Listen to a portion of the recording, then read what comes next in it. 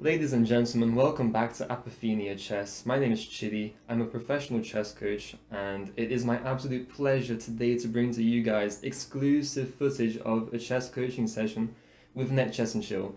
Now, Net Chess and Chill is a great guy. He's hilarious. He's a great chess player. He cracks me up and is definitely very entertaining to watch. So, if you guys are interested in seeing his stuff, you can check out all of his stuff on his YouTube channel, which will be down linked in the description below. And if you guys find yourself interested in coaching at any point in this video, you can also find my coaching information on my chess.com profile, which will also be linked down below. And without further ado, enjoy.